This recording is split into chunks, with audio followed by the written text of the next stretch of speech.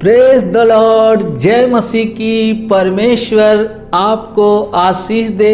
मैं विश्वास करता हूँ कि निश्चय ही परमेश्वर आपको आशीष देगा। जब हम परमेश्वर के वचन को सुनते हैं और अपने जीवन में उसका पालन करते हैं तो निश्चय ही परमेश्वर हमें आशीषित करता है और उसकी आशीषों को हम अपने जीवन में देखने पाते हैं। आज का विषय है सावधान। जब सावधान शब्द हमारे कानों में जाता है और जब हम सुनते हैं तो आप जानते हैं, हम जान जाते हैं कि किसी चीज से हमें नुकसान होने वाला है। तो आज मैं जब इस विषय पर चर्चा करने जा रहा हूं तो हमें बहुत ध्यान से सुनना है, परमेश्वर के वचन को सीखना है कि परमेश्वर हमें किस बात के लिए सावधान कर रहा है। क्योंकि परमेश्वर चाहता है कि वो अपने बेटे और बेटियों को, अपनी संतानों को अपने राज्य में कैसे ले जाए, उसकी यही इच्छा है। तो आज का विषय जो सावधान है, हम उसमें देखेंगे कि मसीह जीवन में हमें किन बातों की सावधानी बरतनी है और कैसे हमें अपने मसीह जीवन को इस संसार में जीना है। क्योंकि हम इस राज्य के नहीं, इस देश के नहीं, हम स्वर्ग के राज्य के नागरिक हैं। हमें इस संसार की किसी भी वस्तु का लोभ नहीं होना चाहिए। वस्तुएं हमारे पास होनी तो चाहिए, मगर उसका लोभ हमारे जीवन में नहीं होना चाहिए। और ज्यादातर हम वस्तुओं के लोभ के कारण हम ये भूल जाते हैं कि इस संसार की चीजों में हम अपने आप को व्यस्त करते हैं, फंसा लेते हैं। मगर आज हम कुछ वचनों पर चर्चा करेंगे, मनन करेंगे और हम देखेंगे कि परमेश्वर का वचन हमसे क्या कह रहा है। तो इफिसियों की पुस्तक 5 अध्याय और उसके 15 वचन से हम कुछ बातों को देखेंगे। इसलिए ध्यान से देखो कि कैसी चाल चलते हो, निर्बुद्धियों के समान नहीं पर बुद्धिमानों के समान चलो। यहाँ पर हम इफिसियों की पुस्तक में देखते हैं इस वचन को, वो कह रहा है ध्यान से देखो। किसको? अपने आप को। और कौन सी चाल चल रहे हो जब आप परमेश्वर के बेटे और बेटी हैं। आपको सोचना होगा कि आप कौन सी चाल चल रहे हैं। कहीं ऐसा तो नहीं कि आप परमेश्वर पर भरोसा करने वाले, परमेश्वर पे विश्वास करने वाले, परमेश्वर की संतान आज संसार की चाल चल रही है। क्योंकि मैं आज फिर आपसे कहना चाहता हूं कि प्रभु यीशु मसीह ने कहा, कोई नहीं जानता, सिर्फ पिता जानता है कि प्रभु यीशु मसीह किस दिन आएंगे। मगर एक प्रश्न है, उसने कहा कि जैतून के पत्तियों को देखकर, उसकी कोपलों को देखकर तुम जान जाओगे कि मेरा आना निकट है। और बहुत सी बातें ऐसी हो रही हैं जो प्रभु यीशु मसीह ने कहा है, वो घट रही हैं आज के समय में जब आप मुझे देख रहे हैं। 2021 साल पहले ऐसा कुछ नहीं था। जो बातें लिखी गई थीं उसमें ऐसा कुछ नहीं था, मगर अब वो सारी बातें बहुत तेजी से पूरे संसार में हो रही हैं। परिवर्तन हो रहा है, बदलाव हो रहा है। और परमेश्वर का वचन कह रहा, ध्यान से देखो, आप संसार में जो कुछ हो रहा है उस पर ध्यान न लगाएं। संसार में आज संसार के चकाचौंध में आज परमेश्वर के लोग भी फंसे हुए हैं। आप उस पर ध्यान ना लगाएं। आप परमेश्वर के वचन पर और परमेश्वर जैसा आपसे कहता है वैसा ही इस संसार में, इस शरीर में रहते हुए उसके बेटे और बेटी के रूप में अपने जीवन को निर्वाह करें, व्यतीत करें। और ये ध्यान रखें कि आप कौन सी चाल चल रहे हैं। जब आप परमेश्वर के बेटे और बेटी हैं, और यहां पर परमेश्वर का वचन कहता है, ध्यान से देखो तुम कौन सी चाल चल रहे हो। आप परमेश्वर की संतान हैं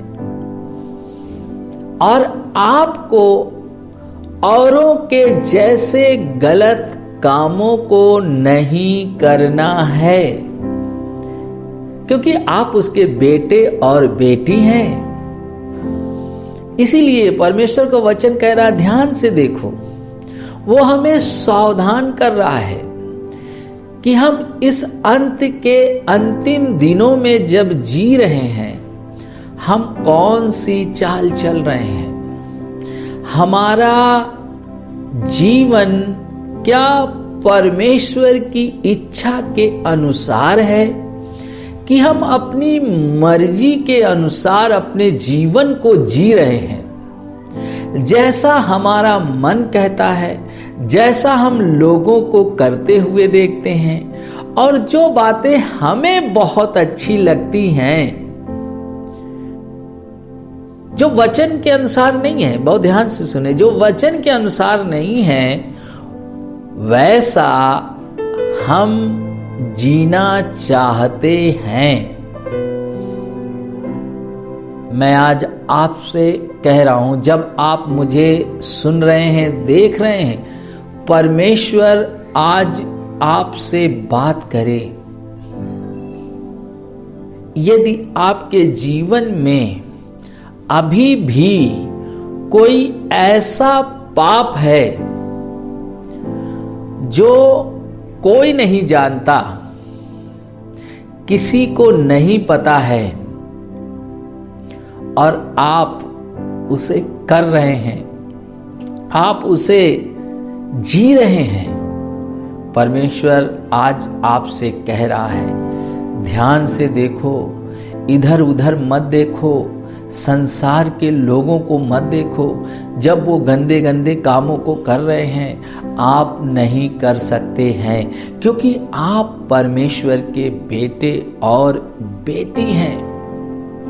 आपको लग रहा होगा, जब मैं ये बातें बोल रहा हूं, आप कह रहे होंगे कि ये तो बिल्कुल ही साधारण सी बात है। मैंने ऐसे बहुत से वचनों को सुना है, मगर मैं आज आपसे कह रहा हूं, जब आप मुझे सुन रहे हैं, पवित्र आत्मा आज आपसे बात करेगा। आप सुनते तो हैं, मगर अभी तक आपके जीवन से वो बातें नहीं दूर हुई हैं जिन्हें परमेश्वर दूर करना चाहते हैं। वो कह रहा है ध्यान से देखो, अपने आप को देखो कि आप कौन सी चाल चल रहे हैं। ये बात कौन बता सकता है? मैं आज आपको बताना चाहता हूं कि एक व्यक्ति सबसे ज्यादा किसी को जानता है तो वो अपने आप को जानता है कि वो खुद में कैसा व्यक्ति है, कैसा पुरुष है, कैसी स्त्री है। आपको और मुझे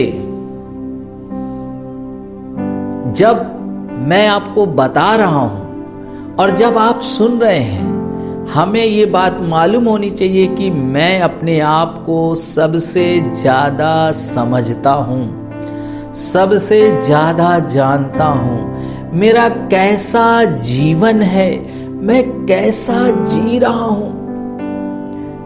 आप कल्पना करें कि आज रात प्रभु यीशु मसीह आ जाएं और आप छूट जाएं,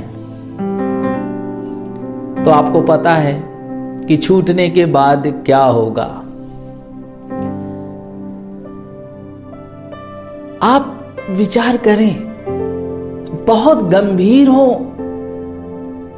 मसीह जीवन को बड़ी गंभीरता से जिए। जब आप मुझे सुन रहे हैं, आप ऐसा ना जीवन जिए, ऐसे जीवन को ना इस संसार में करें कि जो परमेश्वर की दृष्टि में ठीक नहीं है। यदि ऐसा जीवन है तो आज ही आप फैसला लें, आज ही आप निर्णय करें कि नहीं, मैं अब ऐसा जीवन नहीं जीऊंगा। मैं आज आपसे कहना चाहता हूं, मोबाइल फोन बुरा नहीं है, मगर मोबाइल फोन जरूरत से ज्यादा देखना बहुत गलत है, क्योंकि वो आपकी सोच को बदल देगा, वो फालतू की चीजें आपके दिमाग में डाल देगा। मैं आज आपसे कहना चाहता हूं, आज बच्चे, जवान, बूढ़े, बुजुर्ग अपना ज्यादा समय फोन में ही व्यतीत कर रहे हैं। ऐसा नहीं है कि फोन हमारे लाभ का नहीं है, मगर जब हम जरूरत से ज्यादा उसका इस्तेमाल कर रहे हैं तो आप समझ लीजिए आप परमेश्वर को भी आने वाले दिनों में भूल जाएंगे और आपको फोन ही याद रहेगा। आज संसार में जवान बच्चे सिगरेट, मसाला, तमाम ऐसे नशे कर रहे हैं। आप उनको देखकर उनके जैसा जीवन न जीने का निर्णय लें। और आपको पता है कि आपके अंदर क्या कमी है। और यहां पर हम देखते हैं इसी वचन में दो बातें, निर्बुद्धि और बुद्धिमान। निर्बुद्धि मतलब थोड़ी सी बुद्धि, यानी निर्बुद्धि का मतलब ये है कि कम बुद्धि को रखना, या हमारे पास कम है। देखिए, आप थोड़ी बुद्धि के साथ जब मसीह जीवन जीते हैं तो कहेंगे, पास्टर जी आपको कैसे ये बात आप बताएंगे हमें कैसे हम इस बात को समझ पाएंगे। तो आपको मुझे सुनना होगा। निर्बुद्धि यानी थोड़ी सी बुद्धि रखना, यानी ना समझी।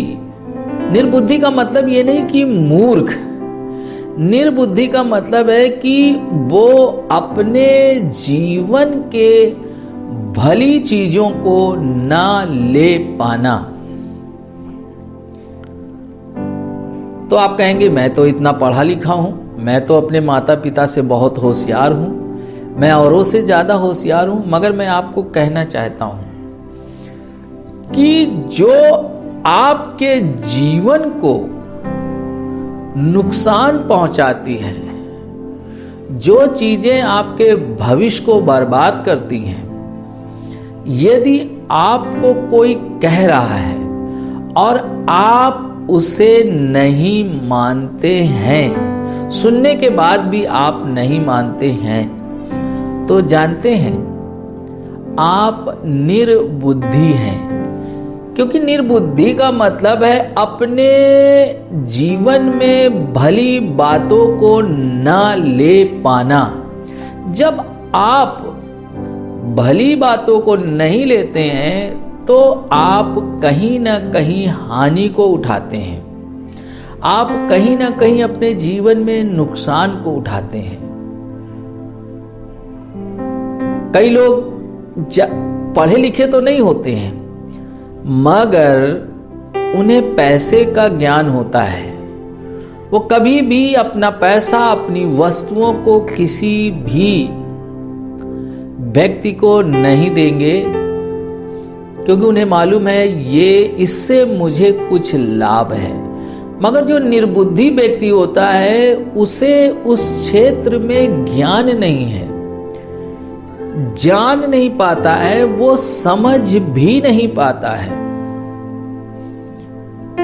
और फिर वो उस काम को बार बार करता है, बार बार करके अपनी ही हानि करता है। कई बार मैं कई परिवारों से बात करता हूं और मैं उनसे इस बात को सीखने पाता हूं कि जिस व्यक्ति के बारे में परिवार के लोग दुखी हैं कि ऐसा ना करे, ये गलत काम ना करे, मगर वो परिवार के लोग तो दुखी हैं, मगर वो बच्चा, वो व्यक्ति, वो स्त्री उस काम को निरंतर करती है, करता है। क्यों? क्योंकि वो निर्बुद्धि है, यानी थोड़ी सी बुद्धि रखता है और वो थोड़े ही चीजों को वो जानता और समझता है। इसीलिए वो अपने जीवन में उन कामों को बार बार करता है। देखिए, यदि किसी को पता चल जाए कि लोहा गर्म है तो वो उसे नहीं छुएगा, क्योंकि उसकी हानि को वो जानता है कि जैसे ही, देखिए, लोहा गर्म होता है मगर उससे आप देखकर लाल अंगारे की तरह नहीं होगा। यदि वो गर्म है और अंगारा नहीं बना है तो आपका समझ पाना कि गर्म है कि ठंडा है ये बड़ा कठिन सा होगा। मगर यदि आप जानते हैं कि ये गर्म है, जैसे तावा, रोटी जिस पे बनाते हैं, वो तावा गर्म होता है और स्त्रियां जानती हैं कि गर्म है, उसे पकड़ नहीं सकती हैं, क्योंकि उसे पकड़ने से उनका हाथ जल जाएगा। उन्हें इस बात का ज्ञान होता है, उस बात को वो समझ लेती। ऐसे निर्बुद्धि मनुष्य नहीं समझ पाता है कि वो इस संसार में जो मसीह लोग हैं, जो परमेश्वर की संतान है, उन्हें ये पता ही नहीं है कि इस संसार में आपको परमेश्वर ने इसलिए चुना है कि आप स्वर्ग के राज्य में प्रवेश करें, आप स्वर्ग के राज्य में जाएं। मगर हमारे पास कम बुद्धि होने के कारण हम निरंतर उन्हीं कामों को बार बार करते हैं जिन कामों को परमेश्वर ने मना किया है, जिन कामों को वो पसंद नहीं करता है, उन गलत कामों को हम बार बार करते हैं। वो कहता है बेविचार नहीं करना, चोरी नहीं करना, झूठ नहीं बोलना, धोखा नहीं देना। मगर आज देखिए, आज जब हम परमेश्वर के बेटे और बेटी हैं, उस सर्वशक्तिमान परमेश्वर पे भरोसा करते हैं, आज भी हमारा जीवन इन संसार के कामों में लिप्त है, क्योंकि हम निर्बुद्धि हैं। आपको ये जान लेना है कि इस संसार में आप इसलिए बुलाए गए हैं कि आप स्वर्ग के राज्य में प्रवेश करें। परमेश्वर की इच्छा यही है। इसीलिए सर्वशक्तिमान परमेश्वर ने अपने पुत्र यीशु मसीह को इस संसार में भेजा कि वो हमारे पापों से हमें आजाद कर दे। और आप आजाद हो चुके हैं। जब आप आजाद हो चुके हैं, आपको जीवन की नई चाल चलनी है। परमेश्वर का वचन यहाँ पे हमें बता रहा है कि ध्यान से देखो कि तुम कौन सी चाल चलते हो। जब आप इस बात को नहीं जान पाए हैं, तो आप उन गलतियों को बार बार करेंगे, करते ही रहेंगे। क्यों? क्योंकि आप उस अनुभव को जो आपको हानि पहुंचा सकता है, आप उस बात को नहीं जानते हैं जिसके कारण आप उस जगह जा सकते हैं जहां पर जिस काम के द्वारा, जिस पाप के द्वारा आप नर्क जा सकते हैं। नहीं चाहता परमेश्वर ऐसा आप अपने जीवन में करें। निर्बुद्धि मनुष्य वही है जो इस जीवन में रहते हुए स्वर्ग जाने के कामों को नहीं करता है। निर्बुद्धि वही मनुष्य है जो अपने जीवन में जानने के बाद भी कि वो इसीलिए बुलाया गया है और वो स्वर्ग के राज्य में जाएगा, मगर वो नहीं करता है। मगर वहीं पे हम देखते हैं अगली बात है बुद्धिमान। एक बार फिर इस वचन को पढ़ेंगे। इसलिए ध्यान से देखो कि कैसी चाल चलते हो। निर्बुद्धियों के समान नहीं, पर बुद्धिमानों के समान चलो। कह रहा है उनके जैसा नहीं चलो, बुद्धिमानों के समान चलो। बुद्धिमान का मतलब ये नहीं है कि आप बहुत सा धन इकट्ठा कर लें या बहुत सी चीजों को बना लें। ये इस संसार की है मेरे भाइयों, मेरी बहनों। तो इसका मतलब ये नहीं कि आप इसे ना बनाएं, मगर इसी चीजों के लिए, इस संसार की नाशुमान वस्तुओं के लिए आप परेशान ना रहें। वो कह रहा है बुद्धिमान बनो। और जो समय में आप जी रहे हैं, जिस वातावरण में आप इस समय रह रहे हैं, वो हो सकता है आप किसी देश में रहते हों, भारत में या भारत से बाहर। आपको समझना है कि मैं इसलिए बुलाया गया हूं कि मैं स्वर्ग के राज्य में प्रवेश करूं, और बुद्धिमान बनना है। अब बुद्धिमान जो लोग हैं वो परमेश्वर के अनुसार इस पृथ्वी पर रहते हुए अपने जीवन का निर्वाह करते हैं। मगर जो निर्बुद्धि हैं वो इस जीवन में जीते हुए परमेश्वर की इच्छा के अनुसार नहीं जीते हैं। जो निर्बुद्धि हैं वो परमेश्वर की इच्छा के अनुसार अपना जीवन नहीं जीते हैं। मगर जो बुद्धिमान हैं, जिन्हें पता है, जो समझ चुके हैं कि वो एक दिन स्वर्ग के राज में जरूर जाएंगे, यदि यीशु आ गए तो वो जीवित उठा लिए जाएंगे, और यदि प्रभु में सो गए तो जिस दिन यीशु आएंगे वो जीवित हो जाएंगे। बुद्धिमान व्यक्ति इस कठिन समय में, कठिन परिस्थितियों में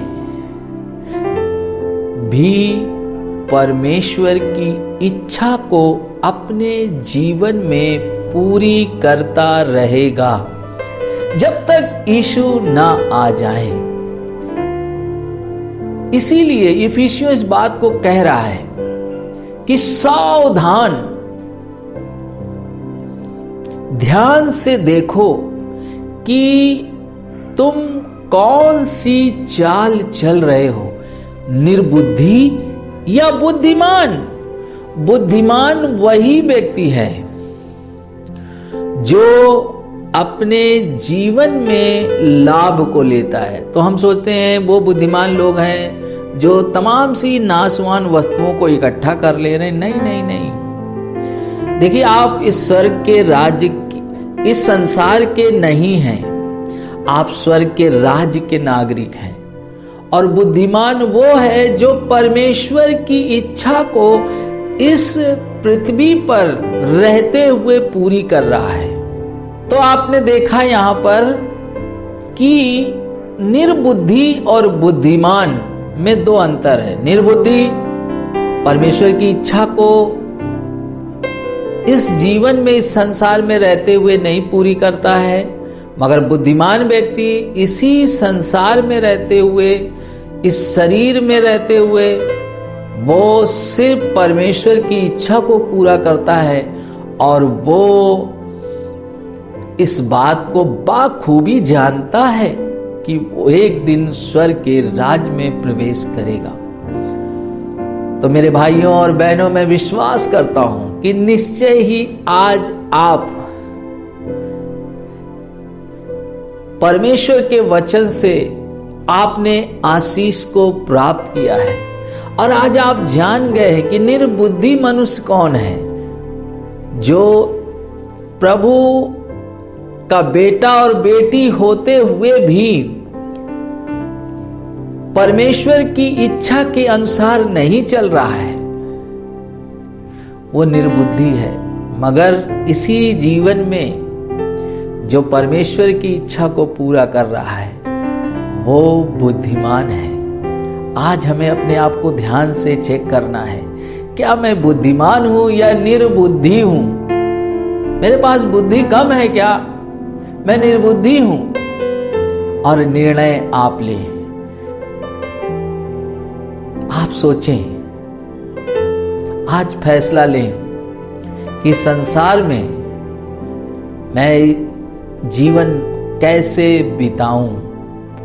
क्या मैं निर्बुद्धियों की तरह या परमेश्वर की इच्छा को पूरा करते हुए अपने जीवन के समय को पूरा करूं?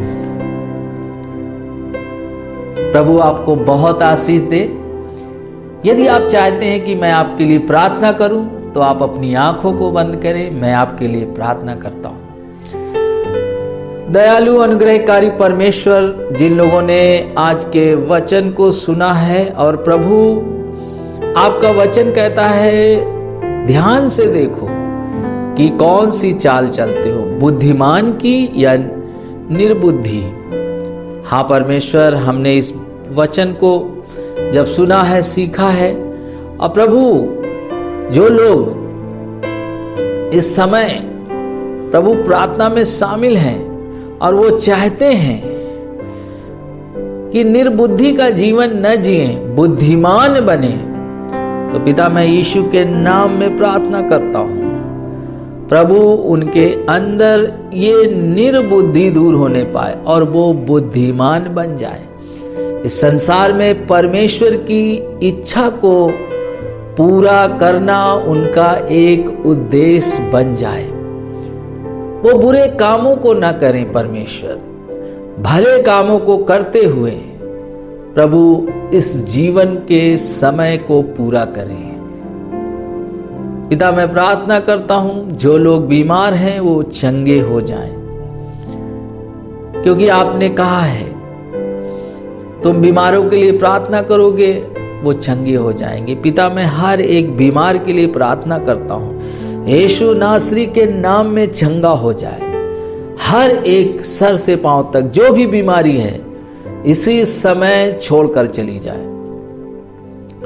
पिता मैं धन्यवाद करता हूं, आपने लोगों को चंगाई छुटकारा दिया, उसके लिए धन्यवाद। इस प्रार्थना को आपके बेटे प्रभु यीशु के नाम से मांगता हूं, आमीन।